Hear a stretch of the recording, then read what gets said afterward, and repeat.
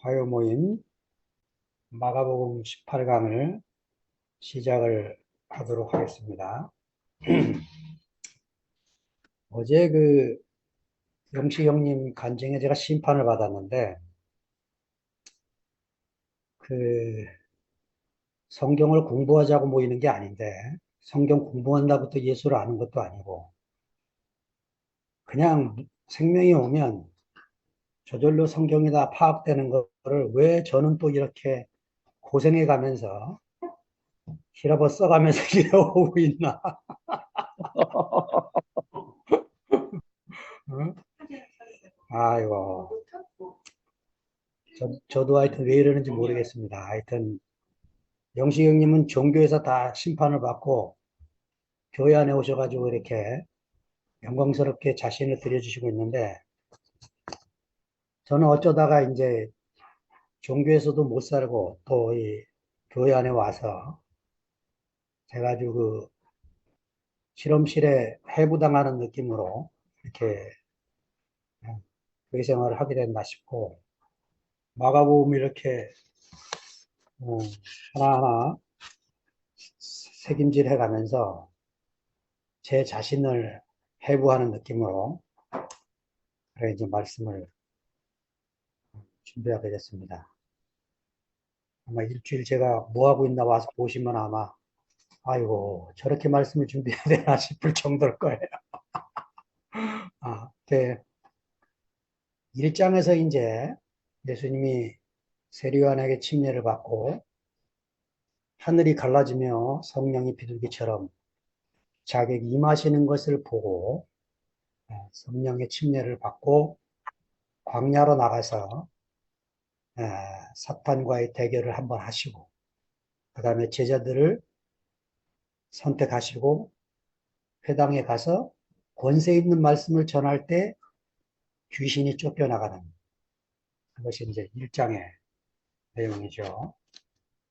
근데 2장으로 가면 지붕을 뚫고, 뭐 지붕 뚫고 하이킥이 아니고 지붕을 뚫고 내려온 중풍병자 환자를 네 병이 나았다, 상을 들고 걸어가라, 이렇게 말씀하시는 게 아니고 네 죄사함을 받았다 이렇게 말씀하시면서, 네, 당신에게 죄를 사하는 권세가 있음을 선언하시는, 이게 이제 그, 그 집회에 왔던 바리새인들을 자극하게 되는 일이 벌어지게 되는 거죠. 죄는 하나님만 사하신다, 이런 관념을 가진 사람에게 이건 아주 무시무시한 선언이 됐던 것이죠. 네, 그리고는 이제 그 죄 없는 세계를 열어 보이신 그 주님이 그 세리와 죄인들 속으로 들어가서 레위라고 하는 사람 집에서 잔치를 벌이며, 예, 천국 잔치가 그 죄인들 속에서 시작되는 이 광경을 열어 보이고, 그 다음에 이제 2장 마지막에 안식일에 대한 문제가 밀바 사이로 지나가면서 사건이 터지고 3장으로 넘어가면서 한편 손 마른 사람을 회당에서 안식일 날 고치는 사건 때문에 이제 바리새인과 헤롯 당이 만나서 예수를 어떻게 죽일 것인가, 그걸 의논하는 광경이 벌어지게 됩니다.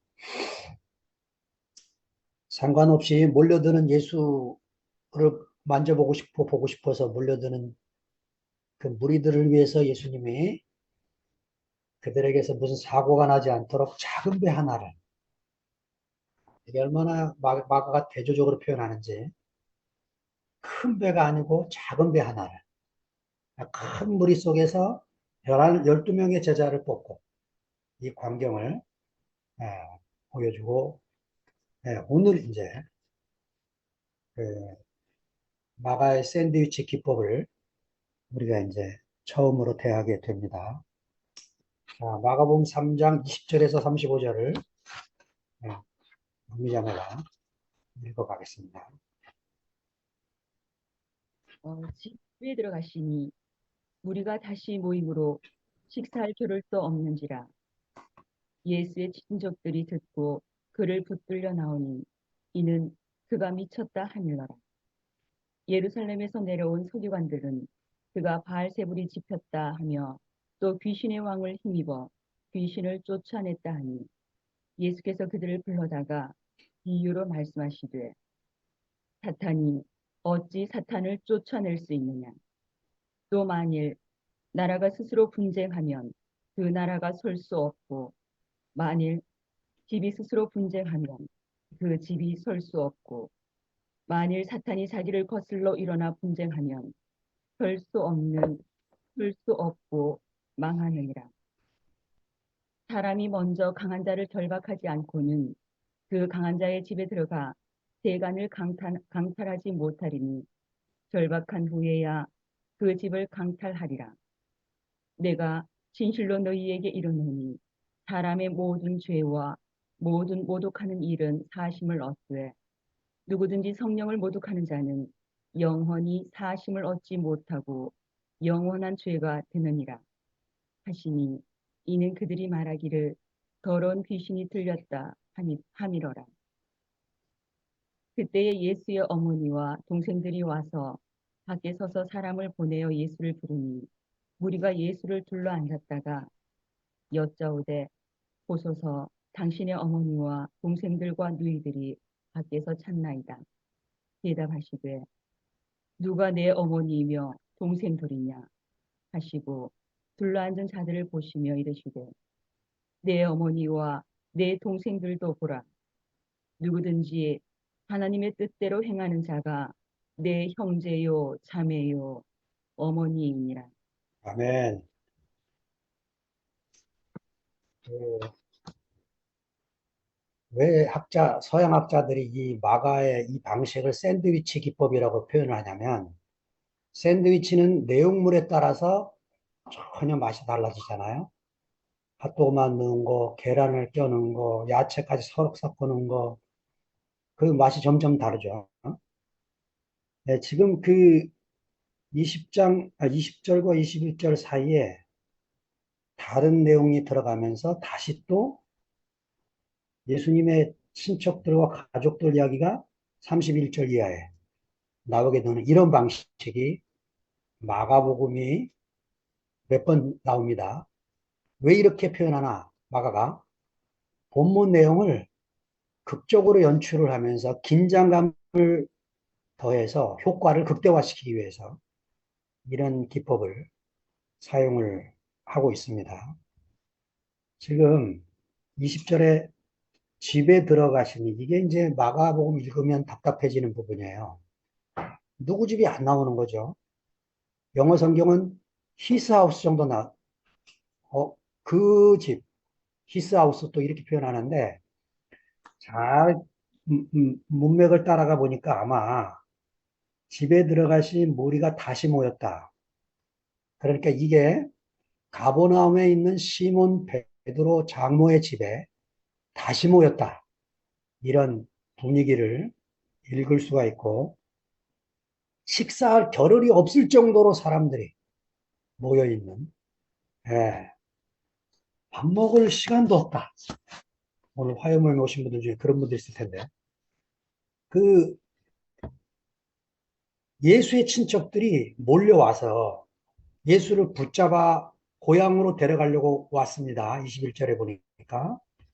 예, 왜냐? 그가 미쳤다. 하밀러라. 여기 미쳤다는 말, 엑세스테, 여기서 엑소시즘이 나오죠. 미쳤다. 그,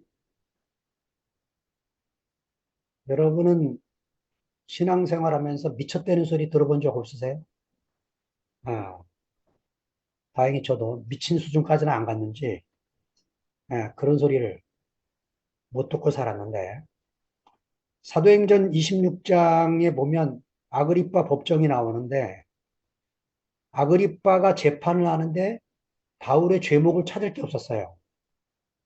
마침 베스도 총독이 놀러 와서 베스도 총독한테 재판을 한번 하시겠냐, 하겠다 그래서 바울에게 한 번 더 재판을 받아라 이래가지고 다시 이제 베스도가 열어놓은 재판을 받는데, 베스도가 뭐라 그러냐? 바울아, 내가 미쳤구나.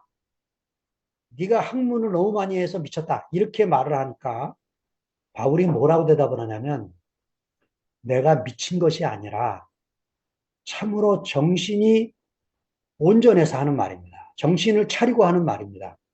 하고 내가 이렇게 결박한 이 외모 이외에는 모든 사람이 나와 같게 되기를 원합니다.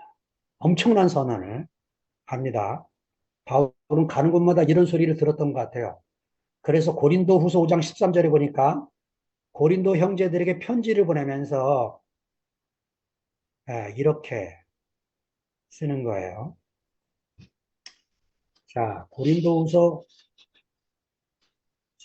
5장 13절부터 15절까지 형제자매가 한번 읽어주겠습니다. 우리가 만일 미쳤어도 하나님을 위한 것이요 정신이 온전하여도 너희를 위한 것이니 그리스도의 사랑이 우리를 강권하시는도다.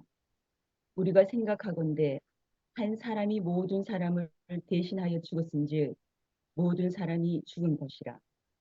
그가 모든 사람을 대신하여 죽으심은 살아있는 자들로 하여금 다시는 그들 자신을 위하여 살지 않고 오직 그들을 대신하여 죽었다가 다시 살아나신 이를 위하여 살게 하려 하니라.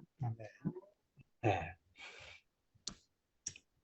그 자기가 미쳤다는 소리를 듣는데 나는 왜 미쳤나?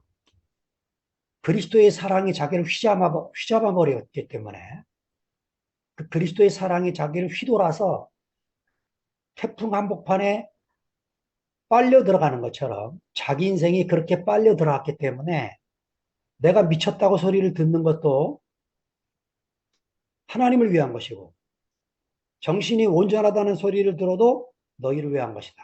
그러니까 내가라고 주어를 쓴 게 아니고 바울이 우리가라고 씁니다. 우리가. 예. 그러니까 그리스도 안에 있으면 이런 소리 듣고 사는 게 당연한 듯이 지금 바울이 표현을 하고 있는 거죠. 예수님이 지금 그 자리에서 신척들이 몰려와서 붙들고 고향으로 데려가려고 하는 광경에 갑자기 이제 분위기가 바뀌며 다른 내용이 나오는 거죠. 22절. 예루살렘에서 내려온 서기관. 야, 이게 분위기가 좀 이상하죠. 예루살렘이 어떤 곳입니까? 예, 그냥 도시가 아니에요. 도시 위의 도시. 모든 권력과 모든 힘이 나오는 모든 돈이 거기에 있는 경제권이 모두가 다 거기에 있는 그 예루살렘에서 사내들인에서 파견된 종교 감시단. 이게 서기관들이 왔어요. 와서 이제 예, 그 예수를 어떻게 판단하느냐? 예수는 귀신의 왕 바알세불이 들린 사람이다. 안 그러면 어떻게 귀신을 쫓아낼 수 있느냐? 귀신의 왕의 힘을 빌려서 귀신을 쫓아낸다. 이렇게 판결하는 그 속에는 예수가 미쳤다고 판단했기 때문에 왜 미친놈이냐? 하나님이 창조한 안식일 법을 지키지 않는다 이거예요. 하나님이 보낸 사람 같으면 안식일 법을 지켜야 되는데 안 지킨다. 또 하나, 하나님의 고유 권한인 죄를 사하는 권세를 가지고 있다고 주장한다는 거예요. 이게 미친 사람 아니냐 이거죠. 이래서 이제 이런 판결을 하고 있는데 예수님 반박을 잘 보세요. 23절을 보십시다. 예수께서 저희를 불러다가 비유로 말씀하시되. 자, 지금 예수님은 어디에 있는데 불렀다는 겁니까? 어디 계세요, 예수님이? 집 안에 있어요. 네. 집 안에서 저희를 불렀다. 근데 말하는 내용이 무슨 얘기를 하느냐? 사단이 사탄을 쫓아낼 수 있냐? 만일 나라 스스로 분쟁하면 그 나라가 설 수가 없다. 이야, 지금 크지도 않은 집이겠죠? 이 작은 마이크로 하우스에서 나라 얘기를 합니다. 매크로 킹덤 얘기를 하는 거예요. 지금 마가가 이런 대조를 하고 있는 거예요, 지금. 마가가. 시시한 집 안에서, 오이코스 안에서, 바실레이아 얘기를 하는 이 사람이 누구냐, 도대체. 예수께서 저희를 불러다가, 예, 비유로 말씀하셨다는 거예요. 언제 비유를 씁니까? 이럴 때 쓰는 겁니다. 아예 꽉 막혀서 못 듣는 사람은 못 알아듣게 하고, 마음이 열린 가난한 사람은 알아듣게 되는, 이때 비유를 쓰는 거죠. 예. 예수님과 관계된 제자들은 예수님의 말씀을 알아듣고, 예수님과 아무 관계가 없이 적대적인 마음으로 온 사람들은 그 말이 무슨 말인지 전혀 못 알아듣게 하는 이 파라볼레, 이거를 지금 예수님의 비유로 말씀하고 계신다는 거죠. 그러니까 내가 말씀이 안 들린다. 주님과 아무 관계가 없어서 그런 거죠. 말씀이 들린다. 주님과 관계가 된 거죠. 그러니까 교회 안에서 형제들의 간증이 들린다. 그 운명이 관계가 된 거예요. 저 양반을 내가 만난 적도 없는데, 저 양반하고 말을 섞어본 적도 없는데, 어떤 간증을 듣는데 내 말을 하는 거야, 내 말을. 제가 8.15 광복절 집회에 갔다가, 그 하룻밤을 최종윤 목사님 집에서 잤는데, 그 잠깐 간증 들었어요, 1시간. 23년에 하나님의 손에 다루어진 그 한 사람을 먹고 왔는데, 제 인생이 얼마나 부유해지는지. 그런 거죠, 그런 거. 저는 최종윤 목사님 말씀을 안 들어도 돼. 무슨 얘기하는지 다 알아. 이런 거죠. 에베소에 보면 이런 표현이 있어요, 바울이. 평안에 매는 줄로. 그러니까 우리 안에 그 평안에 매는 줄로 성령이 하나 되게 하심이 있다는 거죠. 이걸로 하나님의 영이 뭐 하시는 거냐? 하나님의 거하실 처소가 되게 하시기 위해서 예수 안에서 지어져 가고 있는 집이 교회라는 거죠. 건축 중, 완성된 집이 아니고. 여러분 공사판에 건축 중인 아파트 가보세요. 뭐가 정신이 없습니다. 어지럽혀 있고. 아직 완성이 안 돼서 그래요.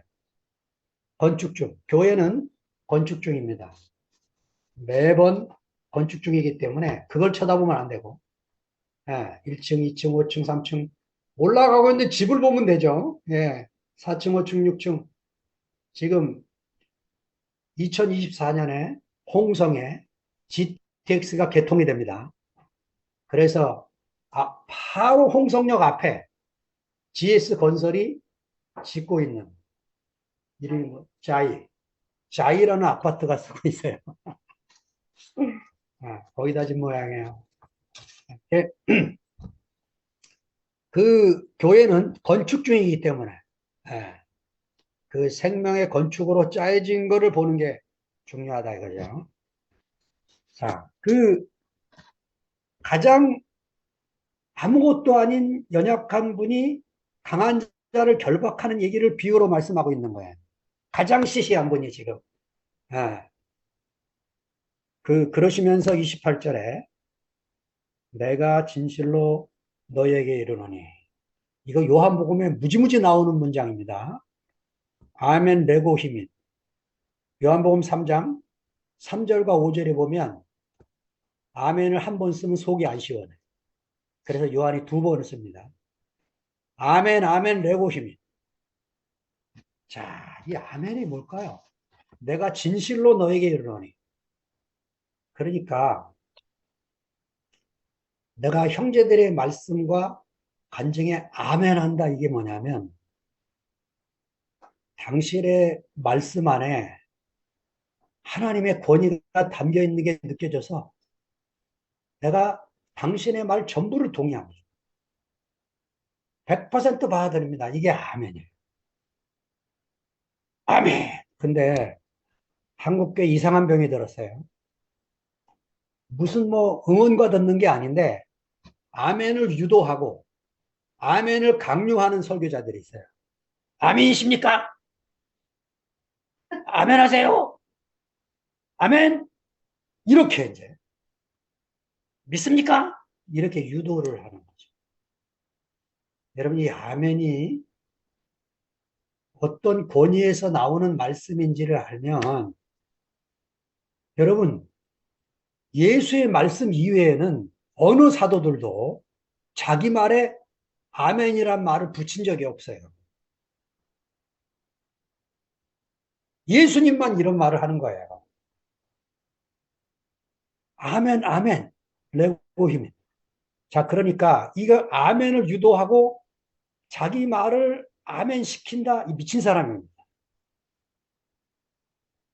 예. 자기가 무슨 대단한 사람이라고. 예. 그러니까요, 지금요, 강대상에 병이 들어서 우리가 어디로 가는지 모르는 하나님 말씀을 조심스럽게 읽고 이게 왜 여기 써 있는지, 왜 이렇게 표현되고 있는지를 깊이 생각해야 되는 시점이라고 여겨집니다. 자, 예수님이 그 뒤에 이어서 뭐라고 말합니다? 사람의 모든 죄와 회방은 사심을 얻는다. 용서받지 못할 죄가 하나님께는 없다. 이게. 나도 누가 내 앞에 와도 용서하지 못할 사람이 없다. 이게. 그런데 성령을 회방하는 자는 사심을 얻지 못한다. 왜요? 성령 회방자가 뭡니까? 이거라는 거죠. 예수 배후에서 역사하시는 성령을 왜곡해서 감히 사탄이라고 말하는 것은 하나님의 영을 사탄의 영이라 하는 것이고 하나님을 사탄이라고 부르는 것과 마찬가지다. 모르면 조용히 있으라는 거. 모르면. 그거를 사탄이라고 말하면 예, 다시는 천국에 들어갈 길이 없다. 이 소리를 말씀하고 계시는 거죠.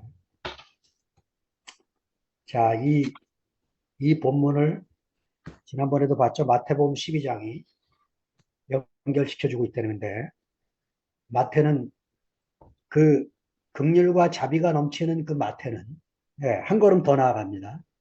이렇게 말해요.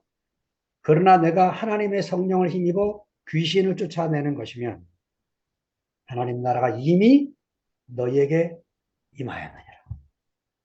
자, 마가복음 시작이 어떻게 됐죠? 하나님 나라가 너희에게 가까이 왔으니 마태는 하나님 나라가 이미 너희에게 임하였느니라. 이렇게 이제 강력한 도전을 하고 있는 거죠. 그러더니 뒷부분에 가서 엄청난 얘기를 합니다. 이 하나님의 긍휼과 자비를 얘기하던 이 마태가 독사의 자식들아 너희는 악하니 어떻게 선한 말을 할 수 있느냐? 이는 마음에 가득한 것을 입으로 말한다. 자, 좀 길지만 영미자매가 마태복음 12장 22절부터 37절을 읽어가겠습니다. 그때에 귀신 들려 눈 멀고 말 못하는 사람을 데리고 왔거늘 예수께서 고쳐주심에 그 말 못하는 사람이 말하며 보게 된지라. 우리가 다 놀라 이르되 이는 다윗의 자손이 아니냐 하니 바리새인들은 듣고 이르되 이가 귀신의 왕 바알세불을 힘입지 않고는 귀신을 쫓아내지 못하니라 하거늘 예수께서 그들의 생각을 아시고 이르시되 스스로 분쟁하는 나라마다 황폐하여질 것이요 스스로 분쟁하는 동네나 집마다 서지 못하리라. 만일 사탄이 사탄을 쫓아내면 스스로 분쟁하는 것이니 그리하고야 어떻게 그의 나라가 서겠느냐. 또 내가 바알세불을 힘입어 귀신을 쫓아내면 너희의 아들들은 누구를 힘입어 쫓아내느냐. 그러므로 그들이 너희의 재판관이 되리라. 그러나 내가 하나님의 성령을 힘입어 귀신을 쫓아내는 것이면 하나님의 나라가 이미 너희에게 임하느니라. 사람이 먼저 강한 자를 결박하지 않고서야 어떻게 그 강한 자의 집에 들어가 그 세간을 강탈하겠느냐. 결박한 후에야 그 집을 강탈하리라. 나와 함께 아니하는 자는 나를 반대하는 자요 나와 함께 모으지 아니하는 자는 해치는 자니라. 그러므로 내가 너희에게 이르노니 사람에 대한 모든 죄와 모독의 사심을 얻되 성령을 모독한 것은 사심을 얻지 못하겠고 또 누구든지 말로 인자를 거역하면 사심을 얻되 누구든지 말로 성령을 거역하면 이 세상과 오는 세상에서도 사심을 얻지 못하리라. 나무도 좋고 열매도 좋다 하든지 나무도 좋지 않고 열매도 좋지 않다 하든지 하라. 그 열매로 나무를 아느니라. 독사의 자식들아, 너희는 악하니 어떻게 선한 말을 할 수 있느냐? 이는 마음에 가득한 것을 입음으로 말함이라. 선한 사람은 그 사은 선에서 선한 것을 내고 악한 사람은 그 사은 악에서 악한 것을 내느니라. 내가 너희에게 이르노니 사람이 무슨 무익한 말을 하든지 심판날에 이에 대하여 심판을 받으리니 내 말로 의롭다 함을 받고 내 말로 정죄함을 받으리라. 네, 마가 본문으로 돌아갑니다. 31절에 보니까 이렇게 말씀하십니다. 그때 예수의 어머니와 동생들이 와서 밖에 서서 사람을 보내어 예수를 부르니, 지금 예수님의 가족들이 밖에 서 있는 모습입니다. 예수님은 안에 있는 모습이고 밖에 엑소, 우리 그 아이돌 그룹 중에 엑소가 있었죠? 네, 엑소 밖에, 그리스도 밖에, and Christ, 그리스도 안에. 자, 왜 집 밖에 있는 예수의 가족을 표현하고 있는 것입니까? 집은 단순히 사람이 거주하는 공간뿐만 아니고 예수와 함께 머무는 사랑의 공동체를 지금 마가가 상징하고 있는 것입니다. 그래서 이 시시한 오이코스지만은 이 사랑의 공동체 안에서 우리가 하나님이 하시는 일을 보고 만지게 되는 그런 놀라운 공동체를 표현하려고 하는 거죠. 33절에 예수님이 묻습니다. 누가 내 모친이며 동생들이냐? 예. 밖에서 예수님을 찾습니다 하는데도 나가보지도 않고 예수님이 안에서 하시는 말씀에 누가 내 모친이며 동생들이냐. 여기 물이라고 나오는 그 단어, 이게 오클로스인데요. 예. 우리말로 번역하면 무리도 되고 민중이라는 번역도 됩니다. 왜 민중이라는 단어를 쓰게 됐냐면, 예, 우리나라에서 나온 신학이 민중신학이에요. 그 아르헨티나에서 해방신학이 나오고 한국에 도착하면서 토착화 신학의 작업으로 민중신학이 나오게 됐죠. 자, 안타까운 일은 이게 이제 그 교회 재판 때문에 사라진 줄 알았더니 다행히, 예, 교회까지는 아직 전파되지 않고 있지만 신학 작업을 하는 사람들이 돼서 다행입니다. 이 민중이라고 부르는 이 무리는 예수를 통해서 하나님의 사랑과 성령의 능력을 보고 예수를 중심으로 둘러앉아 있고, 육신의 가족은 더 이상 하나님의 가족 구성원으로 간주되지 못해서 집 밖에 머물러 있는 이 광경을 마가가 지금 보여주고 있는 것입니다. 35절에 이제 결론입니다. 누구든지 하나님의 뜻대로 하는 자는 내 형제요 자매요 모친이니라.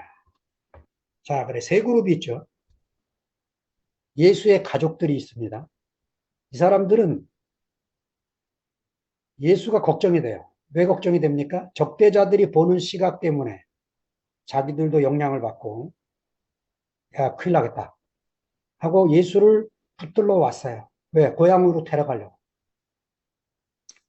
붙들러 온 단어가 중요하죠. 고향으로 데려가려고. 두 번째, 예수의 적대자들은 보십시다. 예루살렘 출신 서기관들은 안식일 법을 어기면서 평범한 사람의 능력을 뛰어넘는 기적을 행하는 예수를 받아들일 수가 없는 거예요. 결국 그들은 예수 안에 있는 하나님의 긍휼과 자비를 보기보다는 귀신의 왕 바알세불의 힘을 빌려 쓰는 미친 사람으로 판단한 거죠. 네. 이 미친 사람 어디로 가야 됩니까? 종교 재판을 받아서 사형을 언도를 내리려고 하는 거죠. 불행하게도 우리나라에서도 종교 재판이 벌어졌어요. 최근 근세에 그 변선한 교수가 감리교 신학대학에서 토착화 신학을 열심히 강의하고 거기서 이제 불교 사람들이 그 변선한 박사에게 불교와 기독교의 대화에 대한 강의를 하라고 해서 가서 이제 강의를 했는데 이게 감리교단에서 문제가 됐어요. 근데 그때에는 아무도 시비 거는 사람이 없었습니다. 한 10년이 지나고 이 변선한 교수가 학장이 되고 이런 일이 벌어지니까 권력을 쥐고 있는 감리교회 대표들이 변선한 교수를 불러다가 종교 재판을 벌였습니다. 1992년은 우리나라 신학사에 엄청난 일이 벌어졌는데 이때 이 변선한 교수는 파면을 당합니다. 감리교회. 그래서 학장 교수직 다 쫓겨나서 개인적으로 사람들을 만나고 그래도 그는 끊임없이 자기 연구를 집필을 하다가 이 재판 후유증 때문에 95년도에 돌아가세요. 스트레스를 받고. 그래서 이제 도착과 신학 작업이 끝난 줄 알았는데 찾아보니까 다행히 3세대 학자까지 나와서 이 토착화 신학이 한국 안에서 줄기가 끝나지 않고 실개천처럼 이어져 가고 있는 게 얼마나 감사한지. 저도 침신대학원을 나왔는데 감사하게도 제가 4학년 한 학기 동안 독일에서 갓 들어오신 분이 모건대 교수로 왔어요. 그래서 그분 덕에 토착화 신학이 무엇인지 한 학기 강의를 듣게 됐습니다. 제게는 행운이었죠. 자, 제가 이 얘기를 하는 이유가 이제 뒤에 그림을 보면서 설명을 드릴 테고. 자, 세 번째 중요한 그룹이 있습니다. 예수를 따르는 무리들. 새롭게 역사에서 찾아오시는 하나님의 뜻을 다는 모르지만 자신의 편협한 관점에 매이지 않고 예수가 무엇을 말씀하든 순종하고 믿고 따르는 하나님의 성령으로 다시 태어난 하나님 나라 사람. 이게 무리라는 오클로스라는 사람. 성령으로 다시 태어난 사람.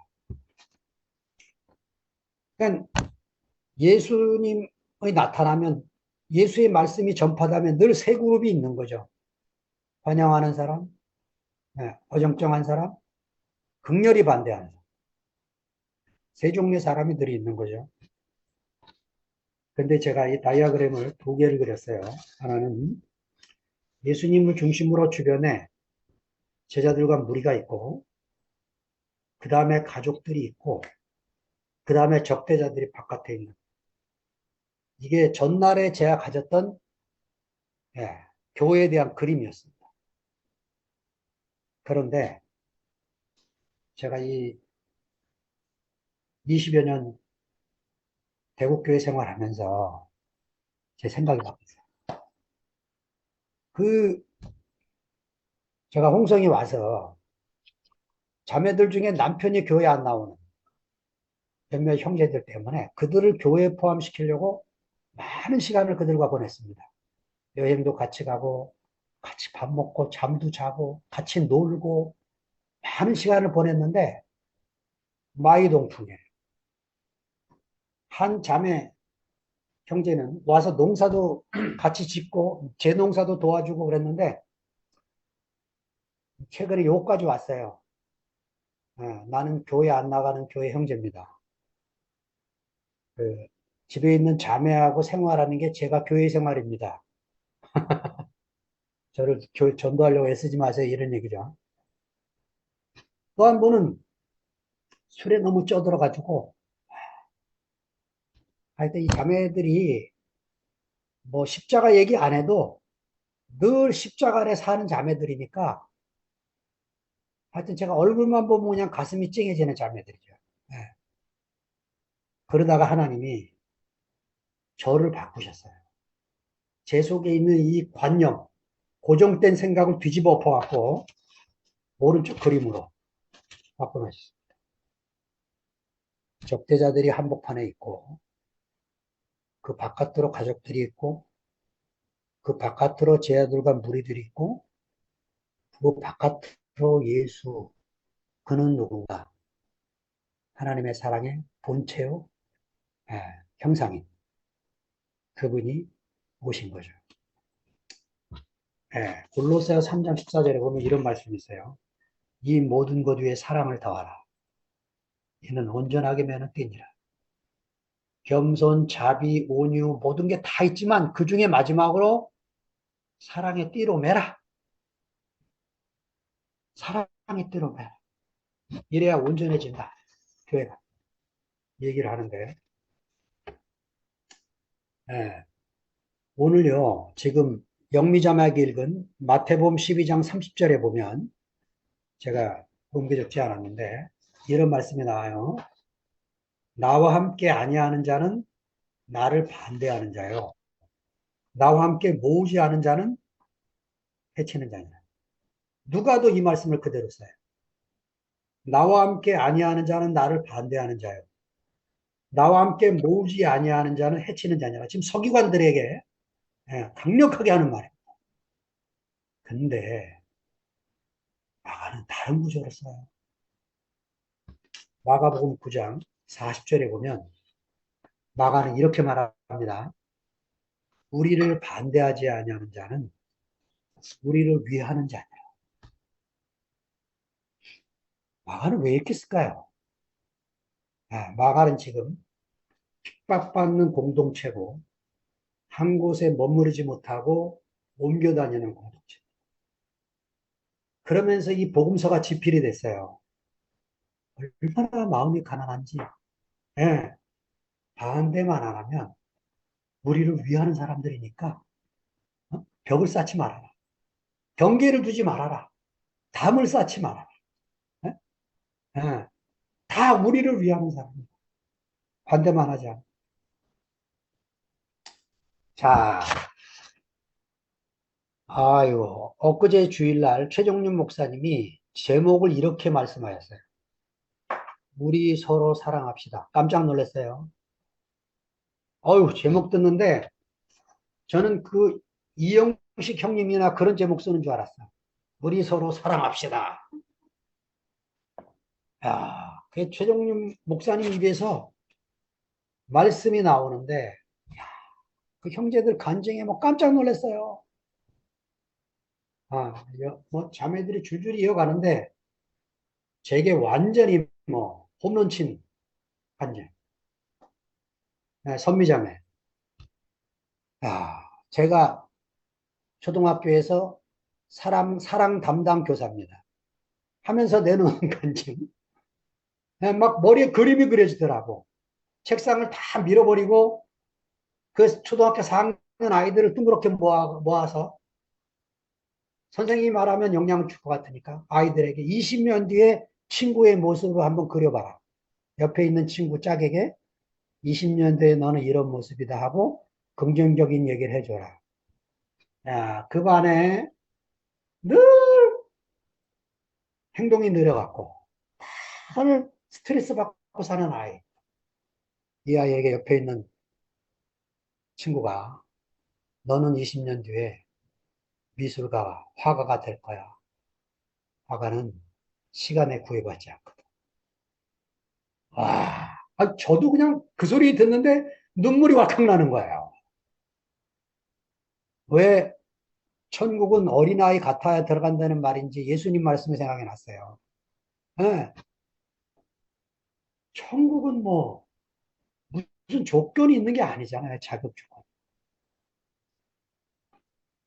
그 남자아이, 그 아이, 초등학교 4학년 아이가 뭐 성령을 알았겠어요? 예수를 알았겠어요? 예, 어린아이 속에는 이게 있다는 거죠. 어린아이 속에는. 그래서 제가 오늘 마지막으로 끝내면서 여러분 속에 생각하게 합니다. 죄송한데, 저도 여러분에게 말씀을 그냥 설거지 하면서, 그냥 방 청소하면서, 집안일 하면서 말씀을 편안하게 들어도 은혜가 되는 말씀을 좀 전하면 좋겠는데, 저는 그게 안 돼요. 지금 왜 그러는지 모르는데, 하여튼.